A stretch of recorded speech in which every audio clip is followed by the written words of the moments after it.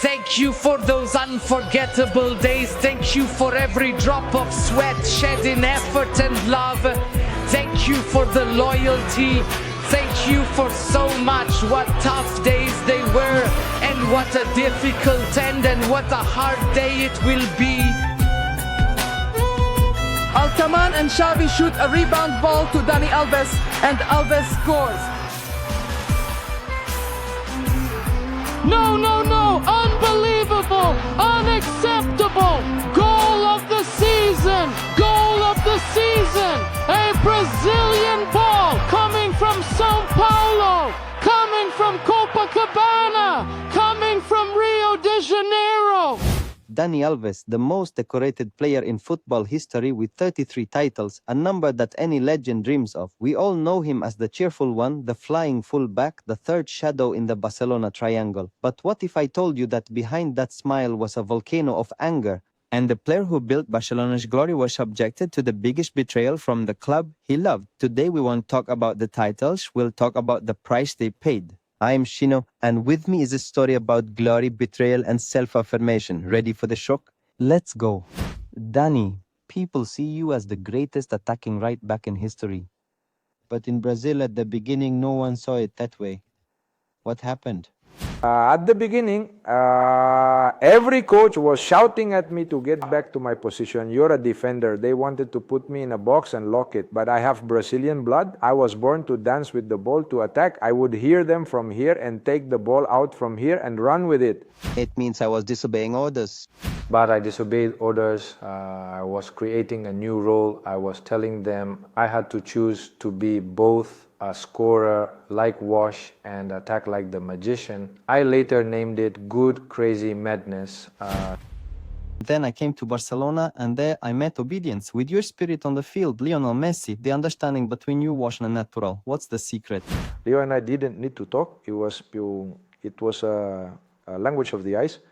I would just nod to him, and he would know where I was going to run, and he would nod to me, and I would know he needed the ball at his feet in a fraction of a second. It wasn't practice, it was something from God.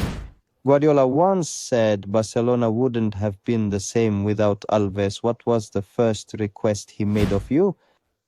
I don't want you, Zohair. I want you as the second channel for the team, and he saw it. The coaches in Brazil refused to see it. He is the one who liberated Wash the Temptation. All of that was glory, but like any great story, there has to be a fall. In 2016, the whole world was shocked by your departure from Barcelona. People said it was for the money, but the truth was much uglier than that. The truth was in a contract renewal meeting after all you had given, after you were great for the team. One of the board members looked you in the face and said a sentence that killed everything good. He told me literally, because in the end, you are a player coach, and if you leave, another player will come to take your place.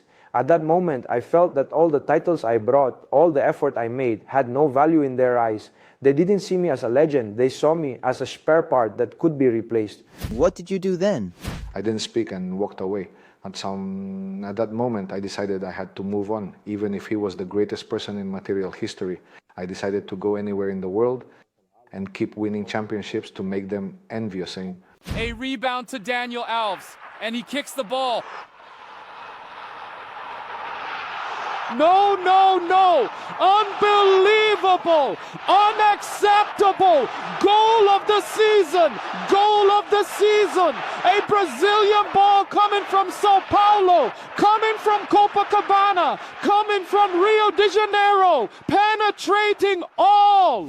And indeed, I did it. I went to Juventus and won with them. I went to Paris Saint-Germain and won with them. I was lifting trophies everywhere as if you were sending them a message. Every championship we lifted far away. Barcelona, it was a slap in the face to everyone who doubted me. I used to tell them I am not just a player, I am Dani Alves. After I beat Barcelona, it felt different. The hardest moment of the day? My social interaction where I felt it, after the appreciation. The best player I played with. Messi, this is not a blame. A word to describe Guardiola. Abu Karim. A word to describe Barcelona's management at that time. Unfortunately, without vision. In a word, she said,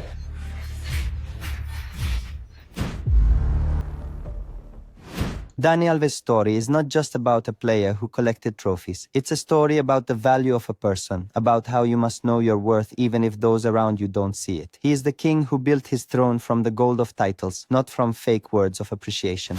In the end, people might forget the goals and passes, but they will never forget the spirit I played with. Never let anyone determine your worth. You are the one who makes your own history. And Dani... The player with the most titles in history simply because he decided not to wait for appreciation from anyone. That was the story of Dani Alves. Stay tuned next week for a new legend and a new story that will change your mind.